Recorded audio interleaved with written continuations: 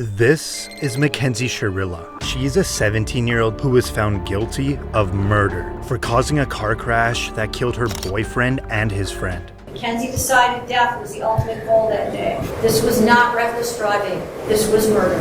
Shirilla's boyfriend, Dominic Russo, and his friend, Davian Flanagan, were in the car when she crashed into the side of a commercial building outside of Cleveland, going 100 miles per hour. Both men were pronounced dead at the scene, and Shirilla survived. Prosecutors argued that the teen had a toxic relationship, and Shirilla had made violent threats against her boyfriend. Threatened his property? She threatened to break into his house? Correct. Reportedly, she crashed her car on purpose because she wanted to kill her boyfriend, and that his friend was just collateral damage. The prosecutor said the intent was obvious upon seeing that video, that there was only one goal. You see her driving very calmly and making the right turn, and then all evidence indicates she immediately put the pedal to the metal and drove straight into a building at 100 miles per hour. I think those really demonstrated to us that this was no accident. And a few days before the crash, she allegedly took the same route to plot the crime. This is where the judge now finds her guilty. Count 1. Finds the defendant, Mackenzie Shirilla, guilty of murder, to wit Dominic Russo. She now stands up to be placed in handcuffs as she continues to tear up. Count 2.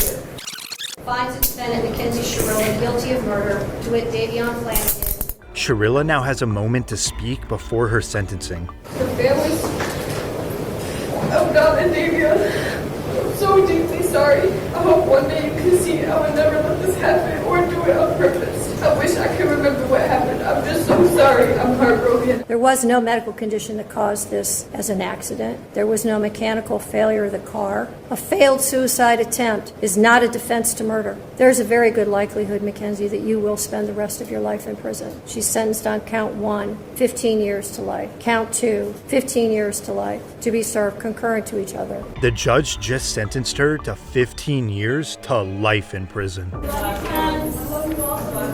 This is Aiden Fucci, who pled guilty in court for the murder of his classmate when he was only 14 years old. We're having fun in a cop car. Yep. Fucci was classmates with a 13-year-old girl from Patriot Oaks Academy in St. Johns County, Florida. Fucci stabbed her 114 times. Her dead body was later recovered from the woods. After Fucci was arrested, he can be seen in the back of the cop car taking Snapchats. Now this video shows Fucci and his parents in the interrogation room. The Snapchat that you did was not very smart. Like you're all over the internet, Angor. This is serious, man. It's very serious. This is no joke. This is your whole life. Your whole life. And ours. And ours. A video from prosecutors showed Fucci and the girl allegedly walking together right before she was murdered. Then about 90 minutes later, the video shows Fucci allegedly running away from the area where the body was found. 114 stab wounds, 49 defensive wounds, 35 wounds to the head and neck, 29 to the back and shoulder, and 6 fatal wounds. After Fucci pled guilty to first-degree murder, the judge now hands down his sentence. Having entered a plea of guilty to the crime of first-degree murder, I sentence you to life in prison. Because of your age, you are eligible for review of the sentence in 25 years. After Fucci was sentenced, he stood still with a little movement.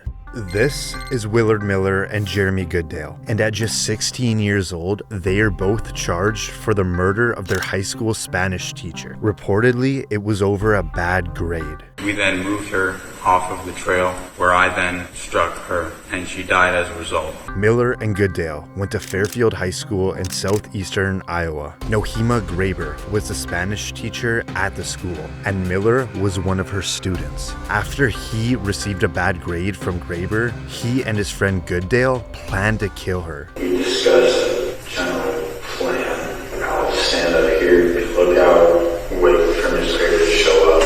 Graber went for her usual walk at Chautauqua City Park. The boys knew that as they stalked her and they waited to ambush her. Here she comes, and she walked by, hit her in the back of the head, and then I said, "Oh shit, make sure she's dead." So we hit her a couple more times. They then dragged her into the woods and beat her to death with a baseball bat. What was the plan after that? There wasn't a plan beyond that. Like hide the body, bury the body, save the body. At that time we were going to hide the body I guess in our arrogance, we kind of assumed that nobody would ever find her.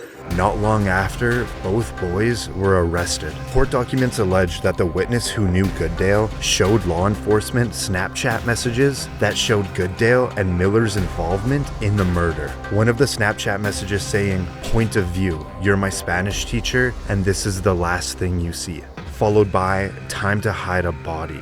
Jeremy Goodale would later plead guilty and testify against his best friend Miller. I understood that he had the intent to kill Mrs. Graber. What is your plea to murder in the first degree, guilty or not guilty? Guilty. This is the moment that Goodale gets to speak before his sentence. I've had time to think on what to say, and I'm sorry, truly sorry. Every day I wish I could go back and stop myself.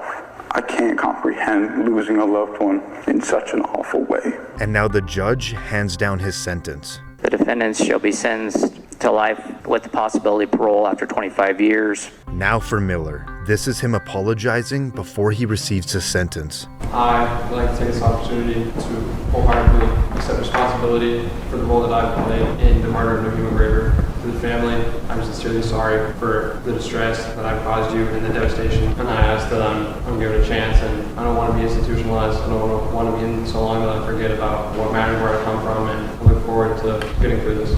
And now the judge has some final last words. The defendant, Willard Noble Chaden Miller, should be sentenced to life with the possibility of parole after 35 years. Miller seems to be completely unfazed.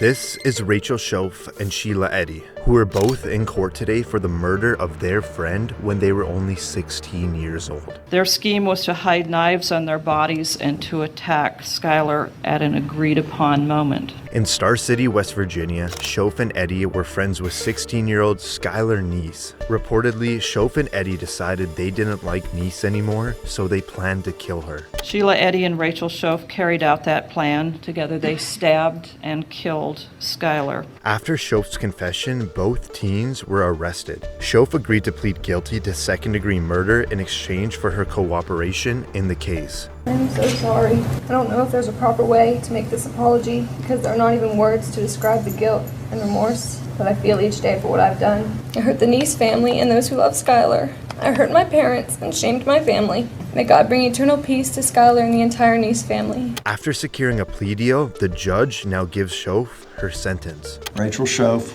it is the sentence of the court that you be imprisoned in the West Virginia State Penitentiary for a period of 30 years. But she will have the possibility of parole in 10 years. And now for Eddy. It is the sentence of the court that you be imprisoned in the West Virginia State Penitentiary for the rest of your natural life. That sentence is technically with mercy, which makes you eligible for parole after you have served 15 years.